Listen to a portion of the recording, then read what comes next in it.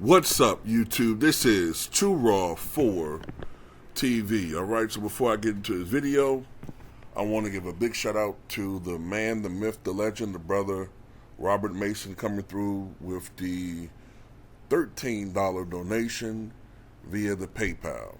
Alright, much respect to him for showing love to Too Raw for TV once again. And I saw your notes, and I agree with you 100%. And, you know what I'm saying, much respect to you for the information that you provide and a lot of the information that you put in your notes. And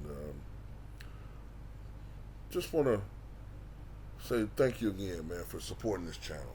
And to everyone that want to show love to Too Raw for TV, a.k.a. Too Raw for Sports, I want to thank you all right? Even the people that don't like me. You know what I'm saying? I know there's people out there that don't like me. Whatever reason. But anyway, Ja Morant tried to tell you. People don't listen. People don't listen. When you disrespect your opponents, that's what happens. That's what happens.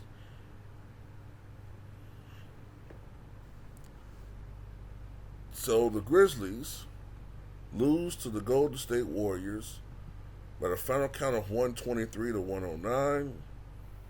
The Grizzlies fall to 20-12. The Warriors are now 16-18. Now, of course, the season has not gone the way that it did last year for the Warriors. Remember, the Warriors' first 20 games last year, they looked like an all-time championship team.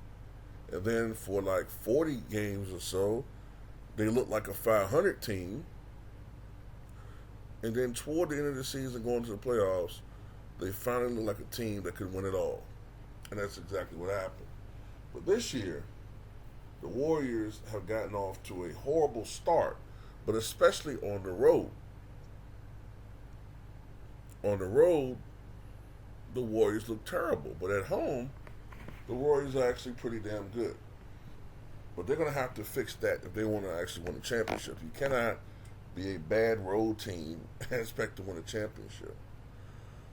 But don't want to focus too much on the Warriors in this particular game. I want to focus on Memphis, and in particular, Ja Morant. Now, Ja did his thing. You know what I'm saying? From an individual standpoint, Ja Morant did his thing. 36 points, 7 rebounds, 8 assists, 15 of 29 shooting from the floor overall, but he was only 2 of 10 from three-point range. For the Golden State Warriors, they were led offensively by Jordan Poole, who had 32 points on 11 of 25 shooting, 3 of 10 from three-point range, not much better himself. Klay Thompson, 24 points, an atrocious 8 of 25 shooting from the floor. Only 3 of 12 from three-point range. But they had some timely scoring and shooting from Dante DiVincenzo from the Milwaukee Bucks, 19 points, 7 of 12 shooting overall, 5 of 9 from three-point range. Moses Moody with 10 points coming off the bench. And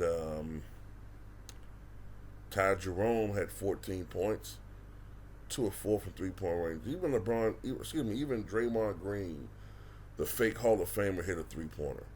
The only points that he scored in the game. But he did have 13 rebounds and 13 assists. But you know, you have a decent game every 10 games, and his fans think that's enough to warrant Hall of Fame status. But the thing that's interesting is that no Steph Curry.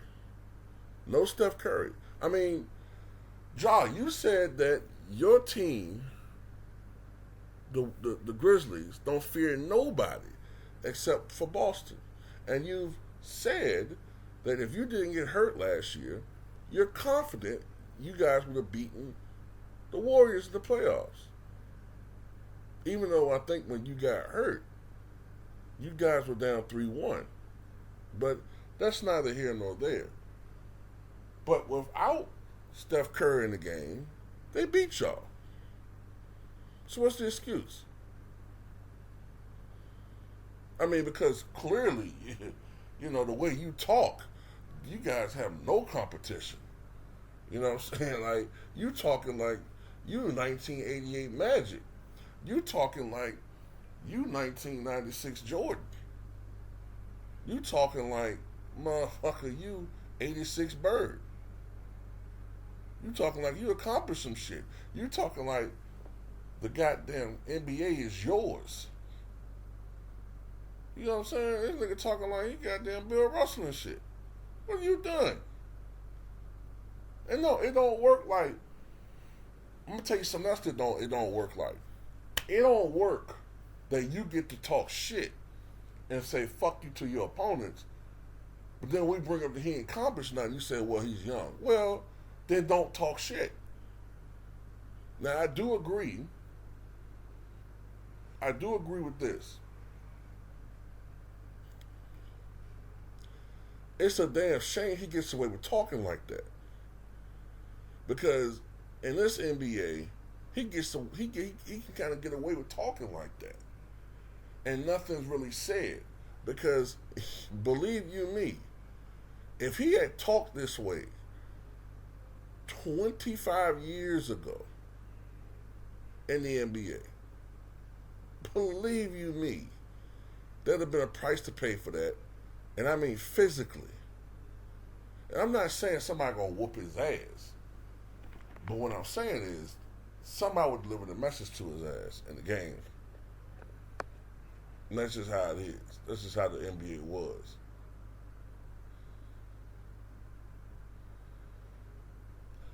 I remember hearing about an incident that happened between Ben Wallace and Eric Snow.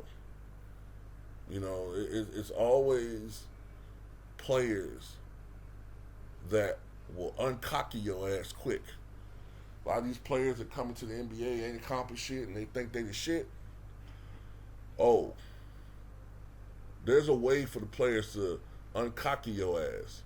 Hell, even Michael Jordan. If the freeze out shit happened, and according to Michael it did, it was because they thought he was too fucking cocky. And we're talking about Michael Jordan. Ja Morant is a rising superstar. But bro, you ain't doing enough talking to be talking shit. And this is what people not understanding.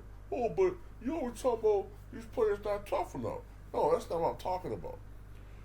You're supposed to be confident. You're supposed to feel like you're the best player out there. That's what makes you great. But you can't. But the difference is when you disrespect your opponents. But see, a lot of you younger dudes, y'all feel like fuck everybody else. I don't know what it is about the culture of young people, but y'all feel like people supposed to just give you the ultimate respect when you haven't earned it. And it don't work like that. People supposed to respect you on a human level, but you think people supposed to put you on a pedestal when you haven't done shit. And it don't work like that. It doesn't work like that. We've all been through this road. We've all been down this path. I remember, when I was younger, and I was always the youngest person at work or the youngest person or whatever, and people are going to treat you like a kid. People are going to treat you a certain type of way because you don't have their life experience. And it's not always about book sense. Now, I'm talking on a human level right here, not about basketball.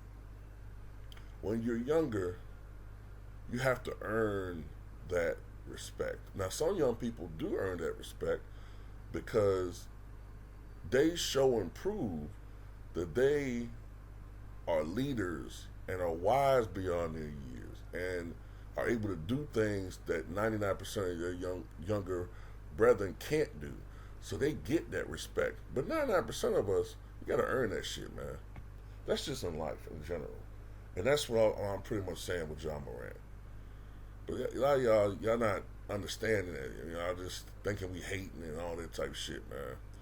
Well, in reality, I've always felt like that. Even back in the '90s, I didn't like how Allen Iverson, on the surface, appeared to be disrespectful toward a lot of the players that were out there. I saw this disrespect when he told Michael Jordan, "Get out of my motherfucking face." When Mike was trying to talk to him and could put some game on him, hook him up to some game. I saw that as disrespect. Now, in hindsight, AI did that because he had to have a certain mindset where, look, I respect the hell out of Michael Jordan, but right now I gotta have a mindset where this dude is my enemy. Like, this is like my combatant. And I understand that, but it came across as disrespect. And that's why some people didn't like AI the first couple of years. Until you actually got to understand how he was. And then, over time, I guess he kind of let his guard down, and you saw that he was a good person. But with Ja, nah, this is something a little bit worse. This dude is very, very arrogant, man. Calls himself Black Jesus. Compares himself to the all-time greats already. Whatever. You know what I'm saying?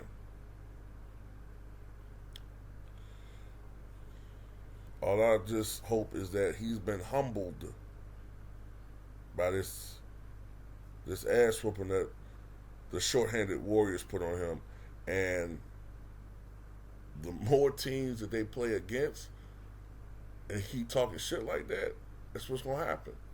He gonna motivate teams to play at the best of their abilities, and they're just gonna have to back it up. And if the if the Grizzlies lose in the first round because the team they playing against is super motivated because John Morant ain't showing no respect, hey, I don't want to hear no, well, look, man, I mean, y'all young. I don't want to hear that shit.